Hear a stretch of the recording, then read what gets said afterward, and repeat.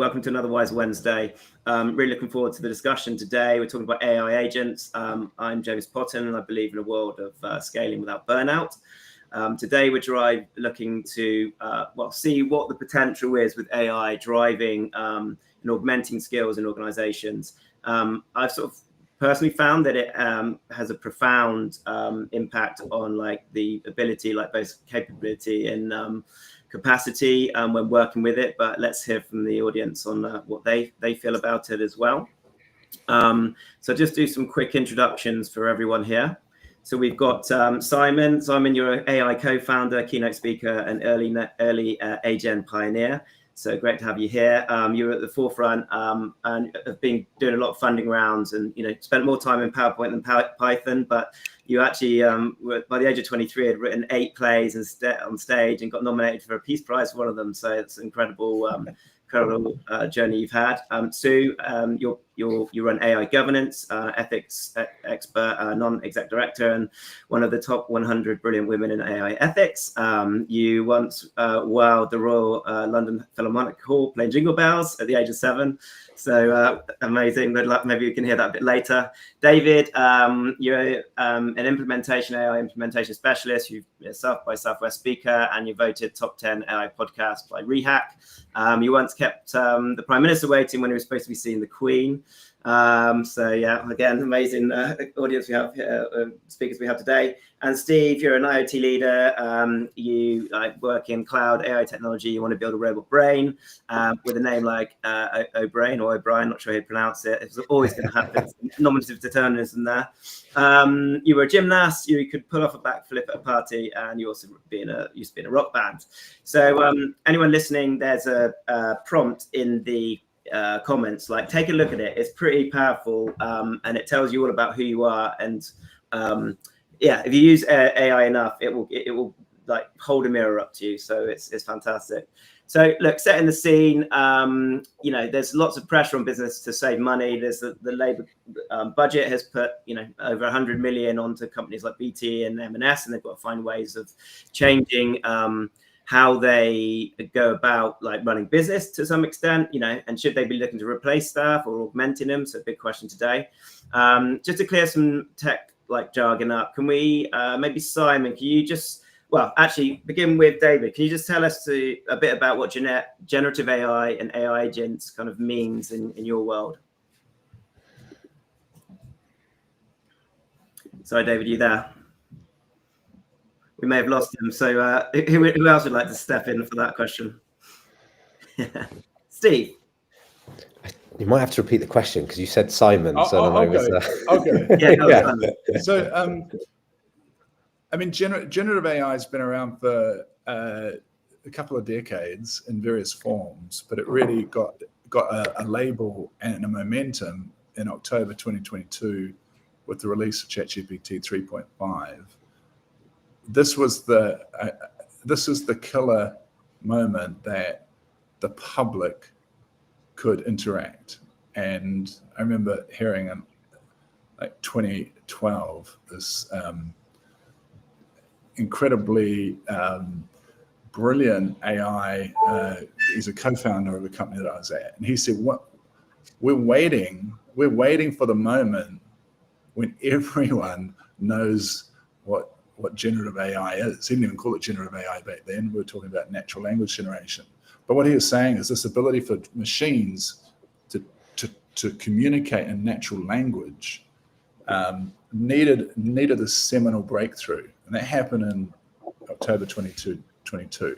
So generative AI is synonymous with LLMs, and LLMs are getting all of the funding, and they're using all the compute power, and the chips are having these breakthroughs. But essentially, we're 2 years into something that is built on a couple of decades in that whole generative AI germination stage.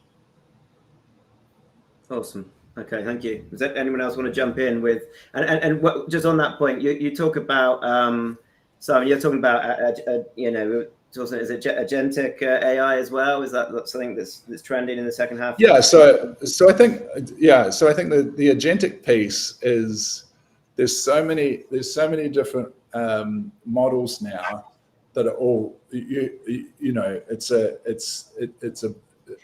billions of dollars going into compute power and training models and testing and evaluating, and just armies of people, but concentrated in what, half a dozen organizations around the world, if you include kind of like the Chinese as well, they're doing stuff.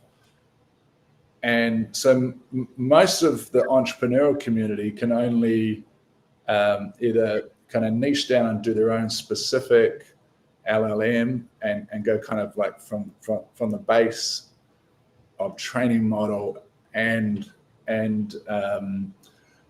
build right up to, like, there's a company like Writer, you know, they're now with several billion, but they started with some entrepreneurs who are doing their own stack, not relying on these other massive LLMs.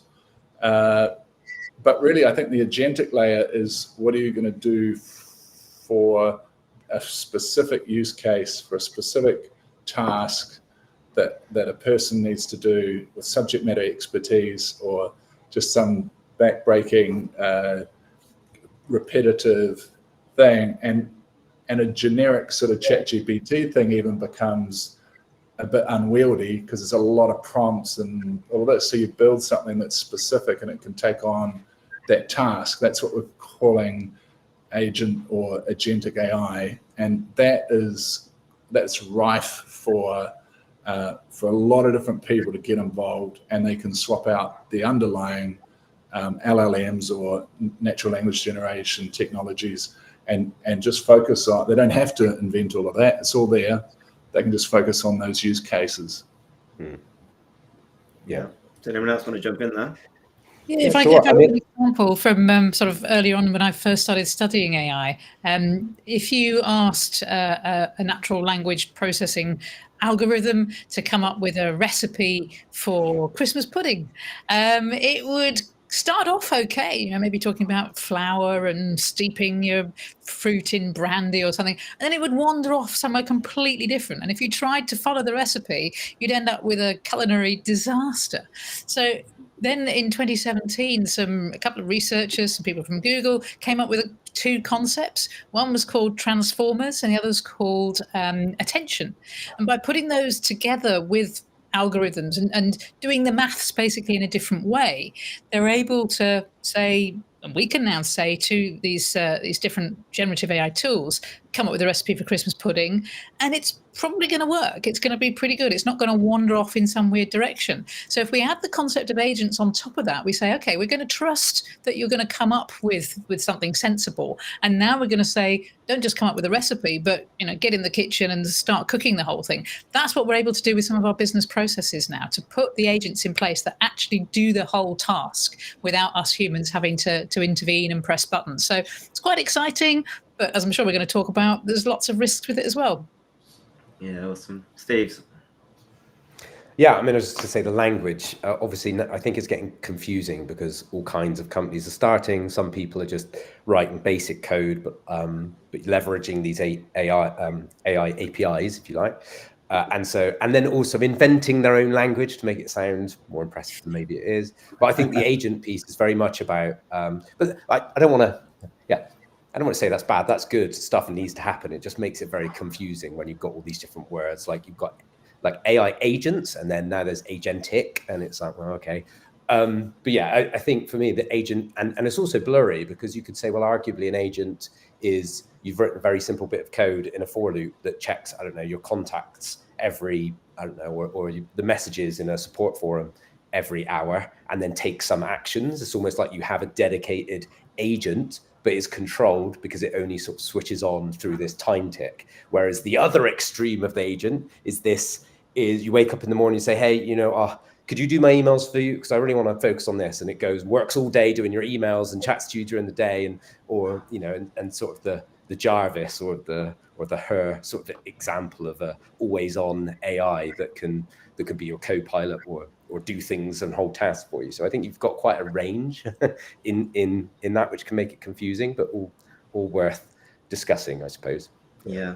No, But it's very like the design world, or like to keep changing the names of things and to always try and look like it's progressing. But yeah, it's really tricky, isn't it? If you don't have if it keeps changing, then people find it hard to connect with, well, what does it all mean? So I think today, I'd like to try and keep it more in the practical sense of like, how can these things help people like in their everyday roles, and how might we look to, sort of, if you haven't already started the journey, start to think about how you could, build things that will enable people to either do their role like better or quicker. And there's whole layers to it, but yeah, let's, I guess, try and keep it at some level until we get to the robot brain later, Steve, and then we can go like really deep. So yeah, so Simon, is there anything else, like, because you, as you've mentioned, you were involved like back in 2012, is there anything else that you think, having come on the journey, that you think would be useful to mention, like about like where we've come from? Yeah, like at the University of Aberdeen, there was a lot of research done in the sort of the 2000s, and from 2008, a company was formed called Data Detects, and that company started to do basically agentic AI in meteorology, in health service, and in oil and gas. And there was a lot of focus on what is the repetition that somebody who's looking at data has to do. What are the processes they go through to take something, massive amounts of data, analyze it, and write a report on it. And so the software using this system called natural language generation, which is its own scientific generative AI field, doesn't use LLMs, doesn't use RAGs, but it's incredibly accurate. And it was embodying the expert brain for a particular task to do something that only someone who's been at it for 20 years could do brilliantly, and repeating that. So these systems have been around since about 2010. The company that I co-founded was called Aria, and that's basically, we've got a fund manager, Agentic AI, that is currently reporting on $3 trillion worth of funds for massive global fund companies. So, and then the LLMs have come along. And what's interesting from our perspective, I mean, I'm not in the company, but I just, because I've been a co-founder, I think about it a lot, is that immediately what we saw was there's brilliance here and an accuracy and hallucination and so on. And that doesn't fly in the agentic world that we were in, because you can't put that into an enterprise environment. So I think what we've seen since 22, we've seen 2 years of the wild LLMs becoming more powerful, more brilliant, more accurate in the areas that they really focus on, and they're kind of being hardened so that when they go into enterprise, they're trying to get them less hallucination, more accurate, but it's a probabilistic model. So I like what Steve said about there's a massive spectrum of AI agents, because you can have because there's a very big spectrum actually of underlying technologies available to people today. And so we're both, as you said, James, we're potentially looking at people who might want to use them and just be consumers, or that the floodgates are going to start to open. We've just started to see the search terms agentic AI massively expand this year. Just in the last second half of this year, I looked on Google through the analytics of who's searching for what, and all the thought leaders, the Gartners and so on, the VCs, everybody's like, this agentic thing is just going to go nuts, because here's the LLMs, that's the infrastructure, and now people can just build on top and deploy and sell as lightweight sort of utilities. So So yes, if we're consuming, there's going to be a ton of them coming our way. And if we're wanting to actually get into the game and make them, that's also game on. No, awesome. Okay, thank you, Simon. So yeah, I mean, you're seeing this from, I suppose, both like small and large enterprise perspective. Like risk versus innovation. How do companies like handle this, and what are you seeing? What are some of the things that are happening across enterprise? Yeah, I think the first thing to say is that despite all the hype, there's actually a lot less tangible action so far. So I spend a lot of my time working with different sizes and types of organizations, from Fortune 100 through to small local companies through to charities. And there's not a lot of action of organizations actually having their own AI agents at the moment, but the potential clearly is huge, which is why we're talking about it, because it will be really powerful if we can link different models together and have software that can then take those automated actions for us. So, simple example, on the AI governance website, we've got an AI-powered bot available 24/7 for people to ask questions. And it gives them the reply automatically. But it's not an agent, because it's not, say, sending information or booking appointments and doing other processes, but it might do in the future. And for me, as the operator of that website, that system, what I've got to think about is a whole load of things to do with risks. So it could be pretty low risk to have an agent that's booking appointments for me to meet new clients. But at the same time, I need to be convinced that it's really understood what makes a solid, qualified lead. Otherwise, it's going to fill my diary with a load of rubbish. So for the crucial thing here is that all of us, whether we're bosses in an organization, leaders within an organization, do we know enough about these tools to ask the right questions? Now, that's whether it's something we want to develop in-house or something we're buying in from third-party suppliers. And that's a real issue for me, that particularly people in purchasing are not being given the right training to ask the right questions and then understand the answers that come back to them. So there's lots of vendors out there that in 2025 are going to be selling agentic AI solutions. And it might be everything from simple bots right the way through to automating your cybersecurity responses. They're going to sound really attractive, but actually we've got to ask a lot of questions. Otherwise we might end up with sort of escalating battles between agents all trying to out-agent each other. There's a hell of a lot of things to think about. Are we using these tools responsibly? Do we really understand them? Give you one example. There's something in the media very recently about a housing company in the US that's been using an algorithm from a third-party supplier to score potential tenants, and it rejects those tenants whose scores are too low. They can't move into that housing. There's no explanation about how the score is made, what it means, how to get a better score, how to appeal against the decision. Now, for me, these are fundamental things of responsible AI use. So, for example, if we're going to score somebody, reject people, whether it's for a job or a flat, an apartment, whatever, we ought to be responsible and say, we will help people understand how to improve their scores, how to do better next time. Yeah? But that is not what a lot of organizations are doing when they're putting out these AI agents into the wider world.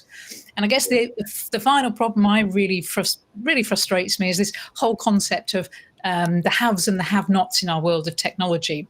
There's a wonderful woman called Rachel Colcott that put it brilliantly when she said, we need to make sure that AI benefits 8 billion people, not just 8 billionaires.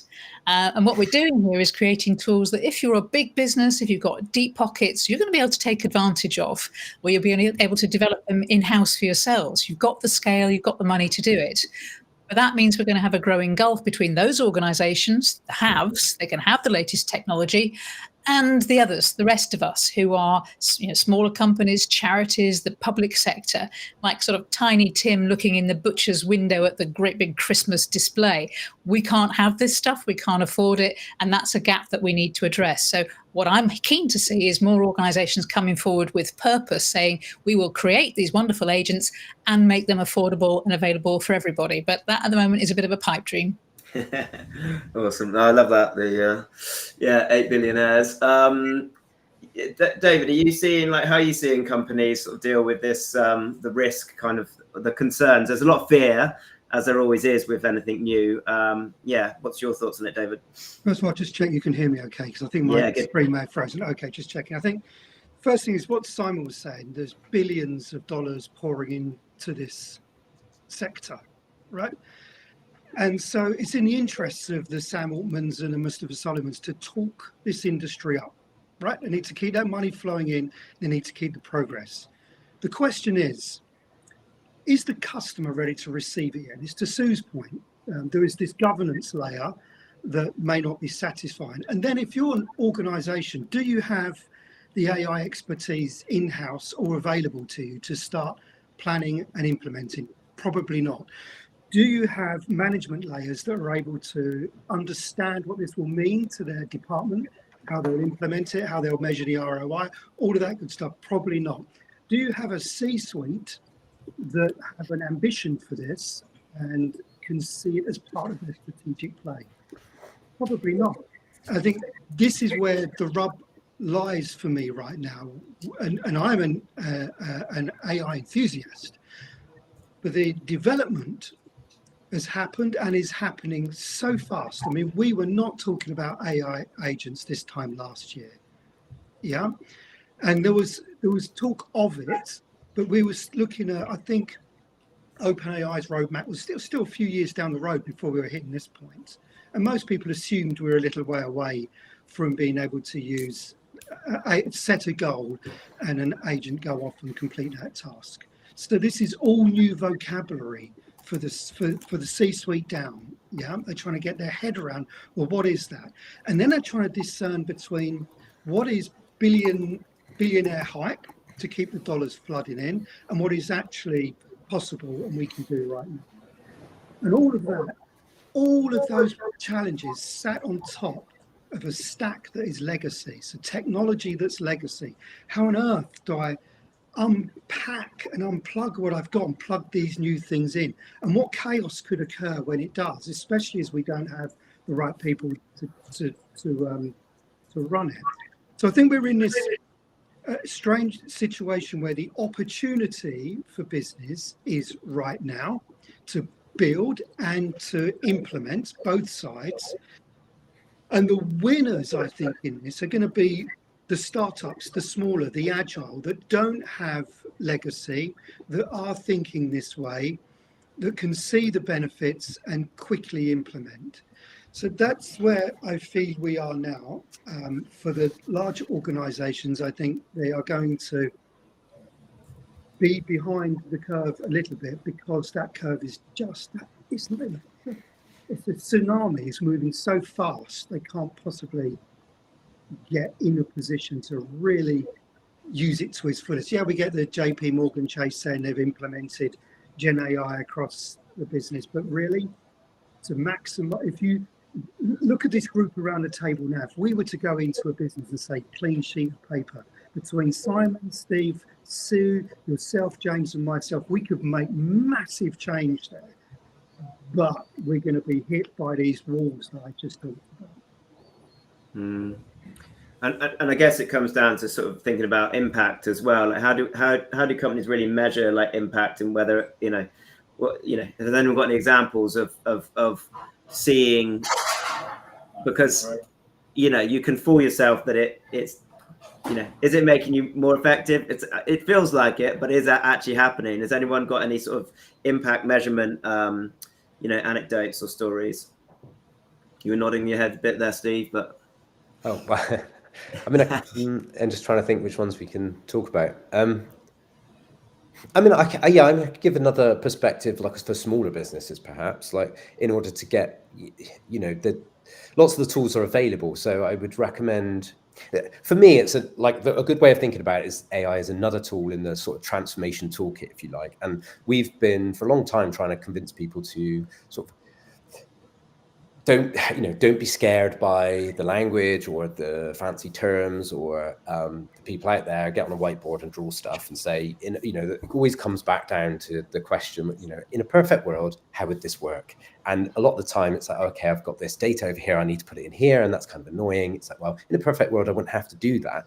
And I think one really good way of framing just AI, if we just I know we're talking about LLMs and things like that, but one of the huge things in terms of the digital world is like it can understand unstructured text. So you can very quickly go, okay, well, usually I'd have to read that as a human, and then I'd have to put it in the right place in the database over here. Well, now we can have a very simple LLM that can read that, and then attach a little function to it. So function calling, I think, is huge and super. Like you can go to the OpenAI website, like go to their playground area, and say you are an AI. We were talking about leads earlier. So you're an AI that wants to qualify incoming messages.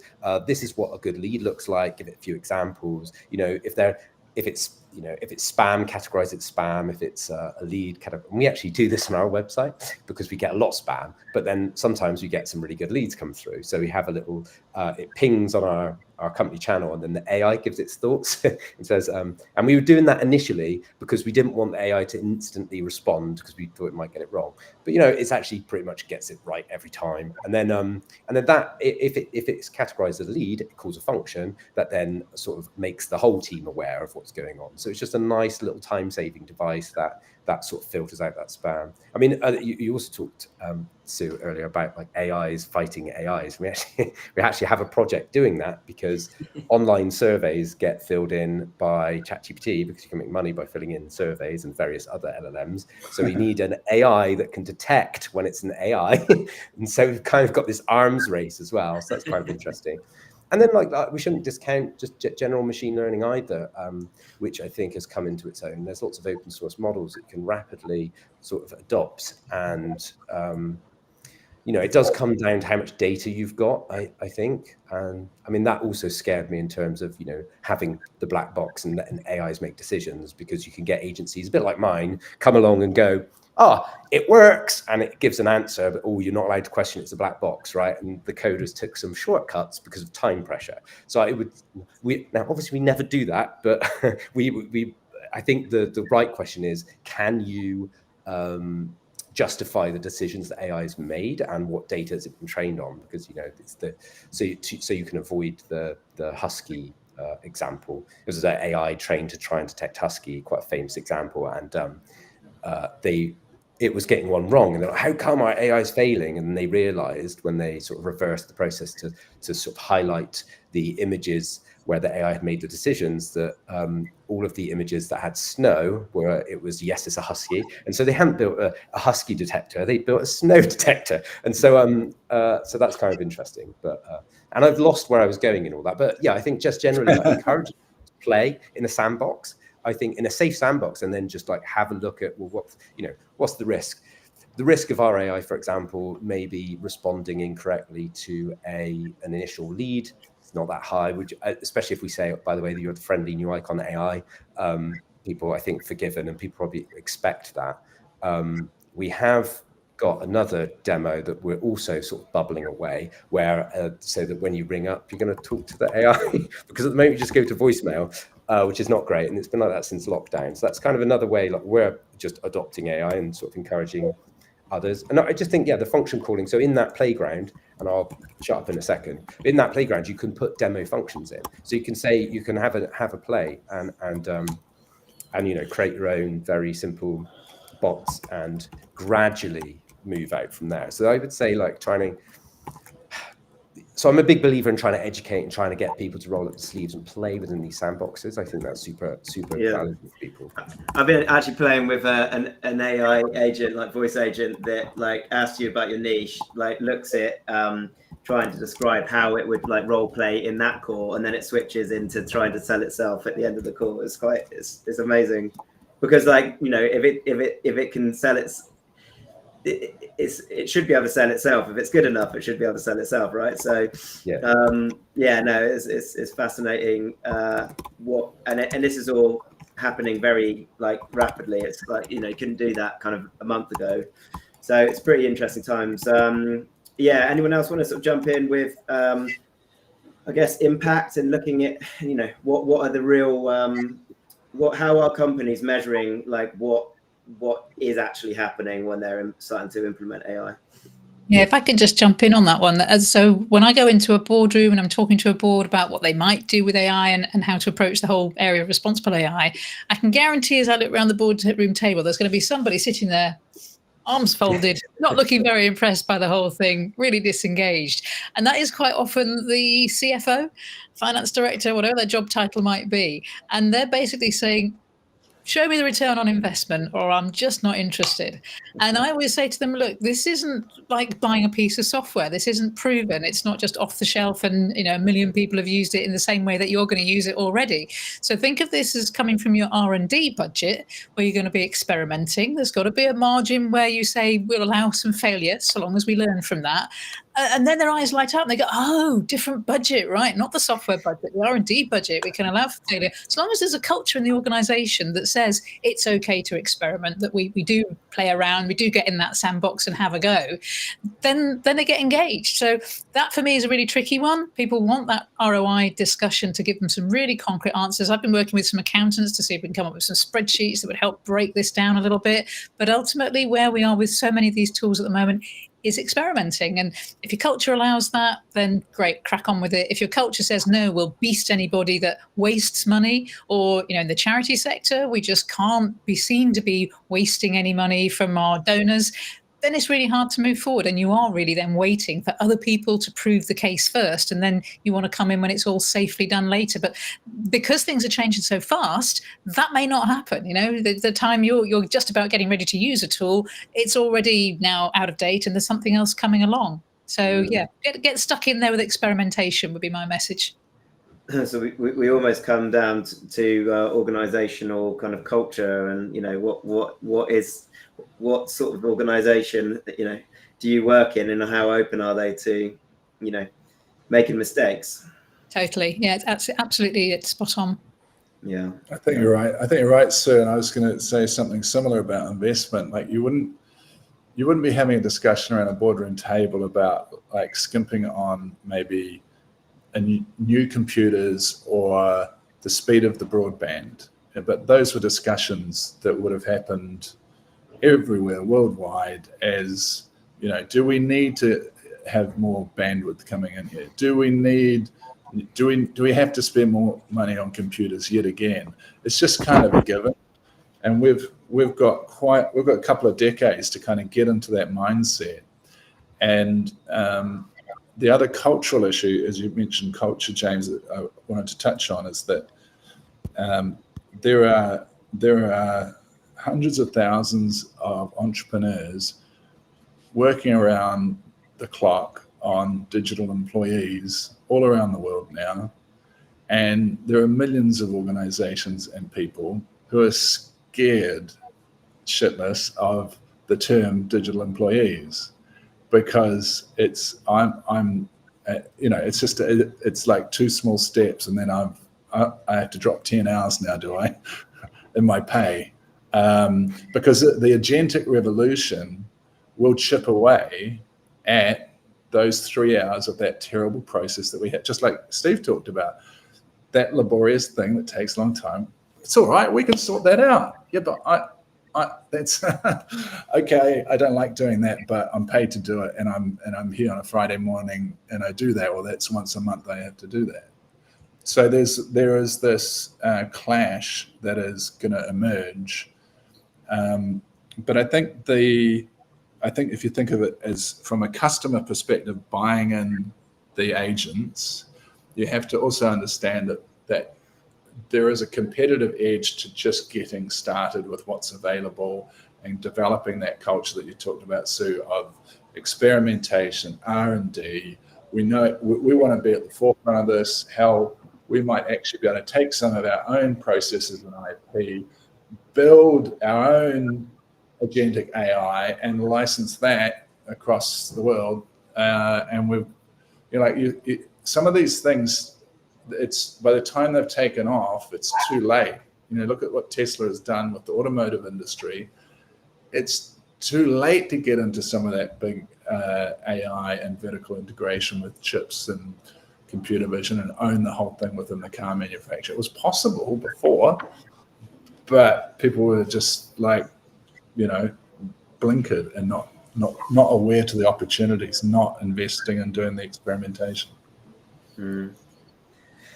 I mean, talking about, culture in. I was having a conversation with a lawyer a couple of days ago, and he, they can see that it almost starts to replace paralegals.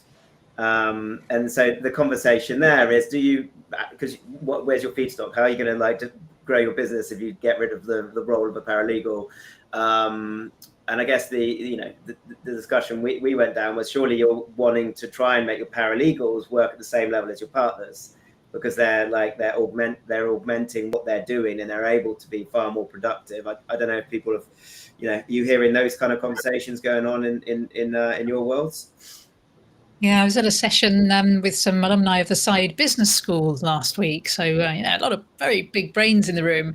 And one of the people there was a lawyer, and she was absolutely adamant that what you just described there of the paralegals being replaced by the technology is not going to happen. She still thinks that the way the human brain is processing data is in a different league from the way the technology does it.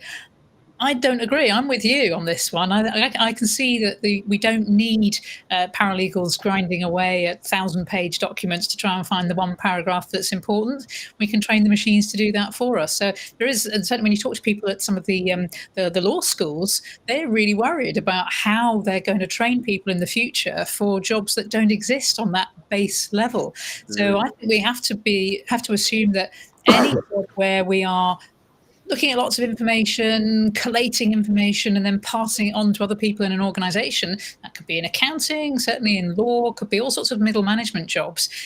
Those jobs are dead. We really don't need people to be doing those in the same way. And that's without getting into new types of AI. That's using the types of AI we've already got. But going back to the point we made earlier, where you've got legacy technology, I think that's a really crucial point. So many organizations are just stuck with old ways of doing things. And until you can figure out ways to free up your data so you can pull it together in new ways, then you're not going to move forward with this technology very fast. So getting over the legacy of systems and being able to knit things together in new ways is going to be crucially important. So one of my clients at the moment, they are really quite stuck with old ways of doing things. And until they can figure out how to re-engineer their whole IT stack and the way the different departments work within it, and they collaborate together and agree what's important, they're not going to move forward. So I think this is a frustration. The technology can do so much more than our organizational structures will let it get on with.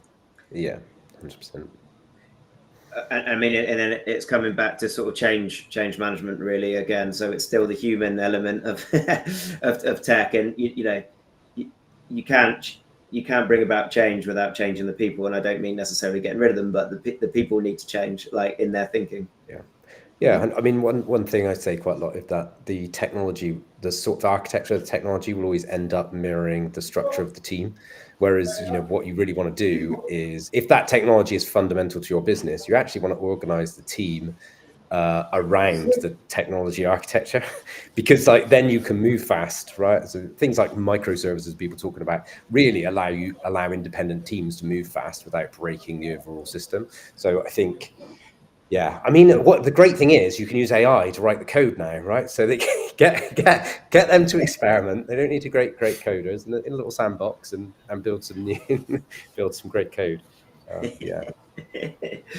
And I've only spent 20 years of my life getting really good at coding to now, but I love it. It's great. It saves a lot of monotony. You can work way faster.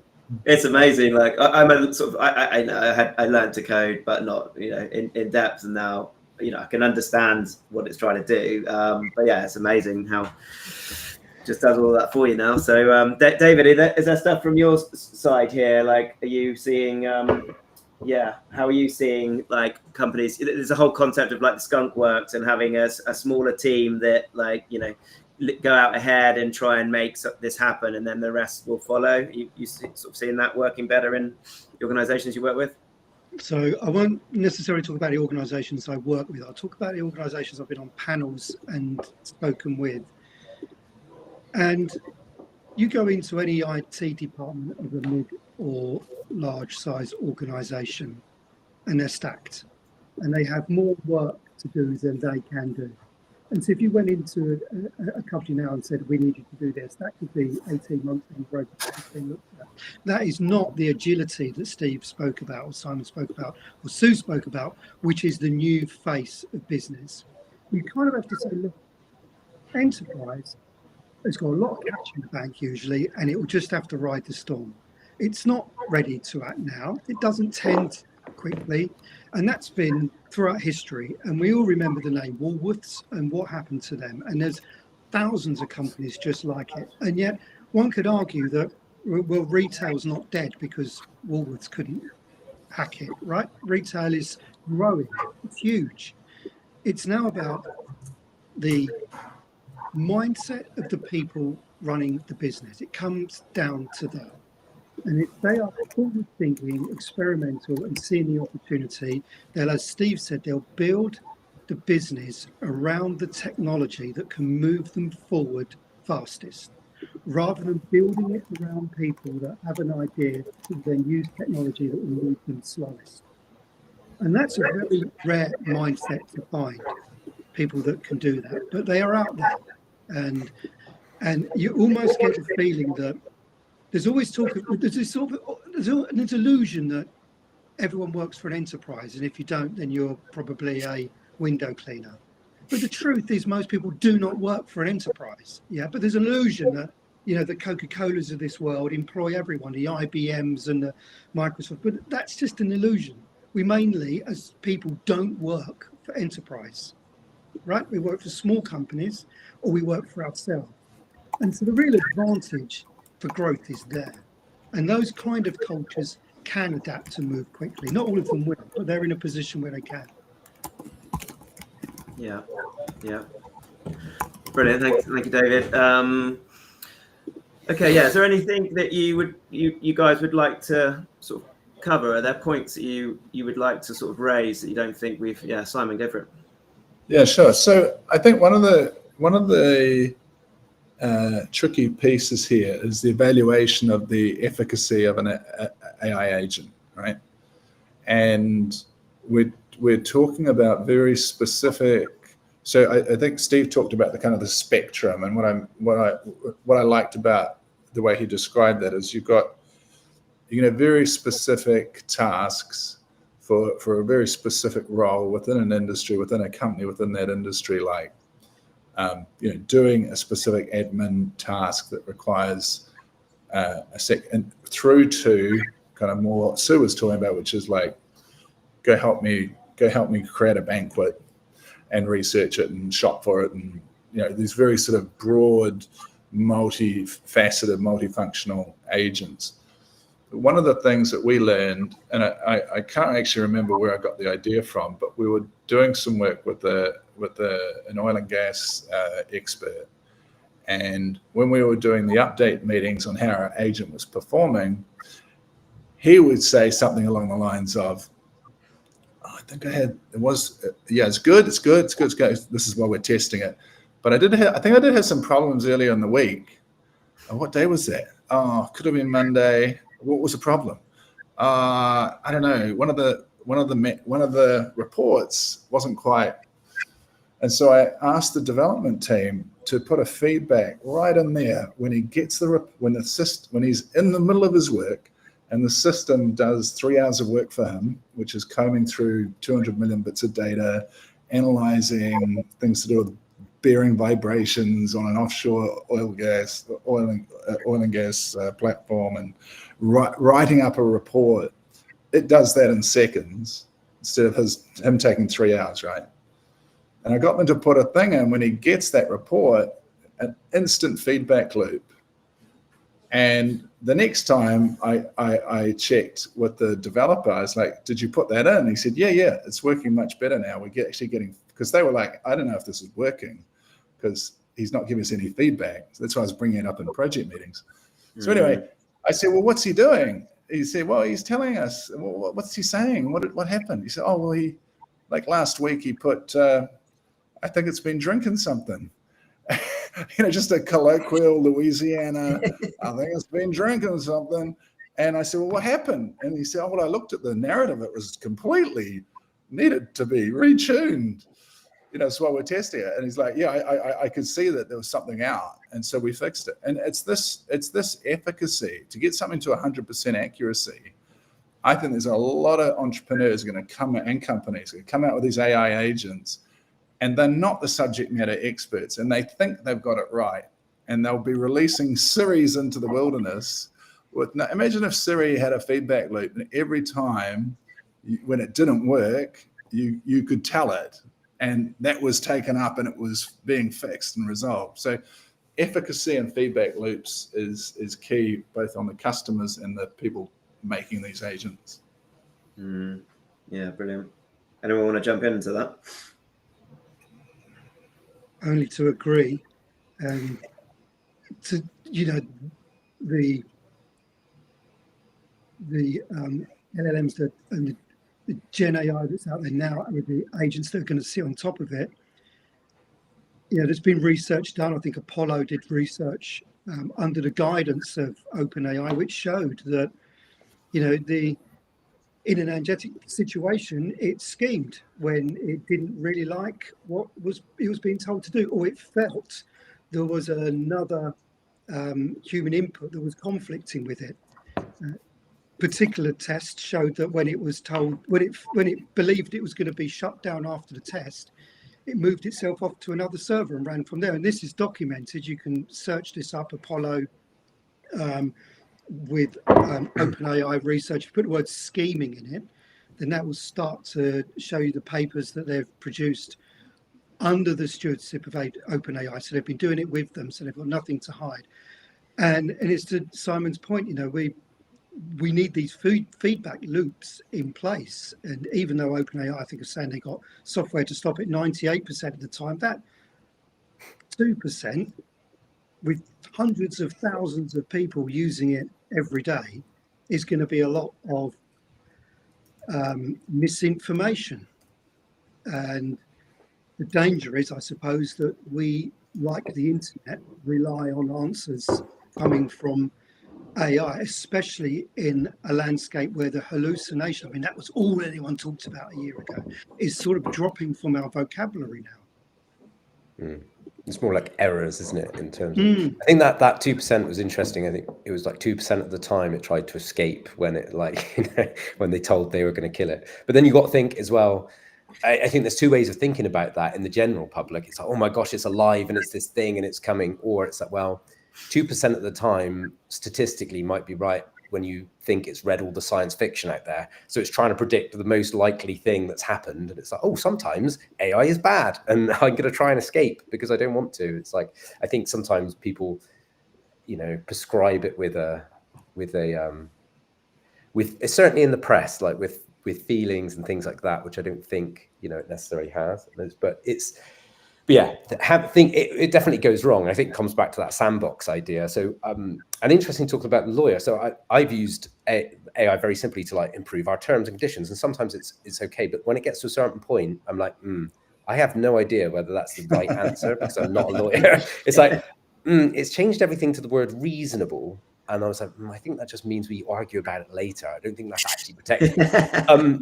I was... but then in the coding sphere, actually, if you're not an amazing coder, but you have a sandbox where you can test to see if the button actually does the thing, then that's actually really great because you can get it to, it doesn't matter if a few percentage of the time it just gets it completely wrong and doesn't work, because you can say try again and then click the button, and if it looks like the thing you want, then that's great. And I think some of those, and it also ties in what you were saying, Simon, about the feedback loops. I think there's just creating, I think there's going to be a plethora of those tools. There is certainly in the coding environment already of can you get these very rapid AI make stuff, it tests it. Of course, then you get AI stacking, whereas the AI, you have an AI that knows how to test the AI, and on we go infinitum. But it's very, interesting.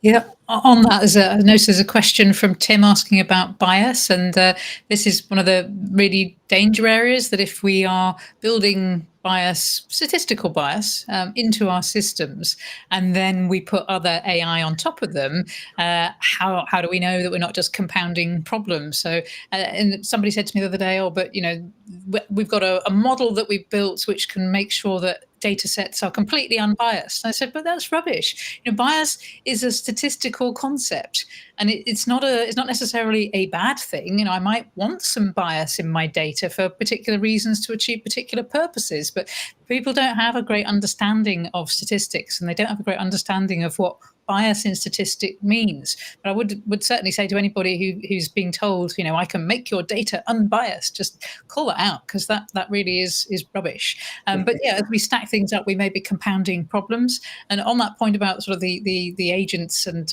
not being sentient and so on, certainly the ones we've got at the moment, they're not. But I don't know about others, but I'm polite to them anyway, just in case. Just in case.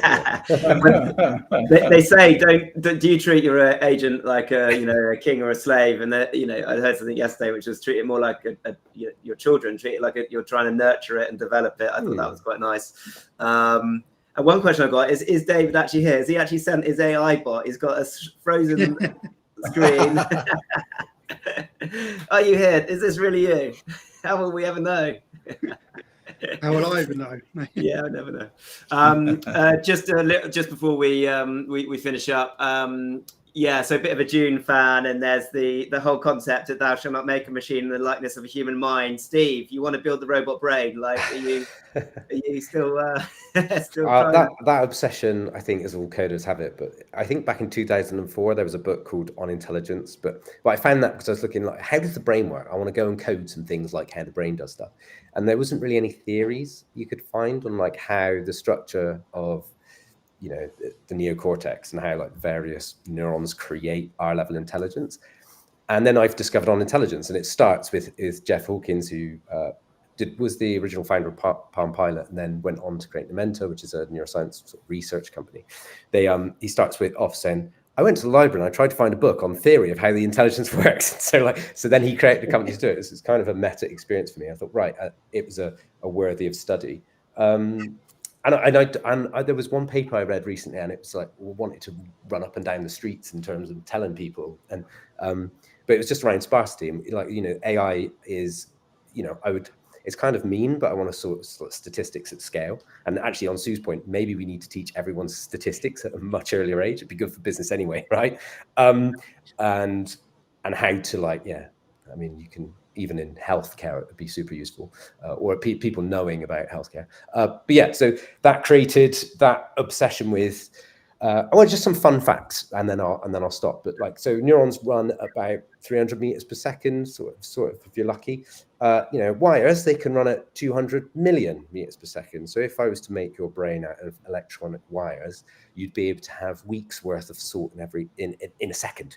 And so that's why they say the super intelligence. It might be like talking to a tree when you're discussing to a human, because the gaps between words, you can have whole weeks and months worth of thought. But then also there's huge amounts to harvest from that biology. For example, DNA, can store 215,000 terabytes per gram. So I think it just highlights how much potential there is in terms of that future. If people think it's slowing down, we might hit like a leveling out, but then when we harvest some of these other things, I would say there's some a few of the things that they're sort of bringing to AI now to make them more efficient is things like sparsity, how you represent data. And I think it's really interesting. LLMs obviously represent data with tokens, whereas it would seem the other interesting fact is like grid cells and movement. So for me, robot brains sort of highlights I think we'll start to see these more conscious machines when we actually start putting AI in robots that are more effective. I know they're trying to do that in the same way of just scaling up these machine learning tools by just getting, I think someone was saying it was like 12 humans driving for 100 years to create the data to get an okay sort of self-driving car. But what's the and anyway, it looks like everywhere in the neocortex has a motor output, and there seems to be grid cells, which understands. So the current theory, it could be wrong, of course, is that we represent data in like a 3D space, and so thought is the same as movement. So intelligence is actually a motor output of movement, which is really nice because that means to be an amazing dancer is just the same intelligence as moving abstract math symbols or code symbols through a space. And I love that. So also the ability, continuous learning and sort of the model of self and attention. I think once we get these things, it'll be And it's not to say people aren't working on it, but yeah. So put brains in robots, like a generic software for robots would be cool. Amazing. Well, I think we'll do a whole another event on the podcast on Yeah, that. So no, amazing to hear you, like a brief. And look, let's try and bring it back to a really quick fire round. So we're out of time now. So in less than like 10-15 seconds, Sue, like how would you recommend someone like begin their journey into AI if they haven't already? Can I start on that one? And I always tell people to do two things. First of all, think about real problems that you've got in the organization that you want to solve that might be solved if you could predict, personalize, or automate things. And then have a look at the data. Have you actually got the data to make those predictions? Because if you haven't, then you're doomed to fail. Awesome. Thank you. Steve? Yeah, I mean, definitely be experimental, like Sue said earlier, and encourage, think of it from a design perspective first, and technology. I think if you think of that in a perfect world, how would this work? Could this process go away? The answer is usually always yes, but start small and build out from there. Yeah. Awesome. Simon? Embrace the upside of the Agentic AI age that's coming, and protect the downside, the risk. Look after your culture, all of the ethics and governance issues that have been talked about today is hugely important. And kind of take your team with you, and don't fire people. Just reinvest the human capital as well as they're investing into AI, because we've all got to thrive with this new future. Awesome, thanks, Simon. AI, David. If someone hasn't used AI before, I would say play with AI before you try putting it into business. Understand what it can't do and what it can do, and then that way you are going to be able to sit down and have conversations with people like Sue and Steve and Simon and yourself to actually figure out strategically how you put it into the business. Awesome, thank you. Okay, well, look, there you have it. Yeah, look, really interesting debate today. I know there's, we've gone quite far into the future. We've touched on lots of complex points, but ultimately, just stood talking about it is not going to help anyone really understand it. You need to go and just roll your sleeves up and give it a go. It's free. ChatGPT and there's others out there. You can just start talking to it, and you can start to understand, how it might be able to help you. Ask it how it could help you. That's the beginning point. So yeah, I think having a safe culture is really important. Like being able to take risks and failure is okay. Like see this as R&D. You need feedback loops in your AI. And finally, I'd love to see what you said about benefiting 8 billion people, not 8 billionaires. So I hope everyone feels a little bit wiser this Wednesday. Huge thank you to our panelists, and wish you Merry Christmas. So thank you. See you in the new year. Thank you. Thank you.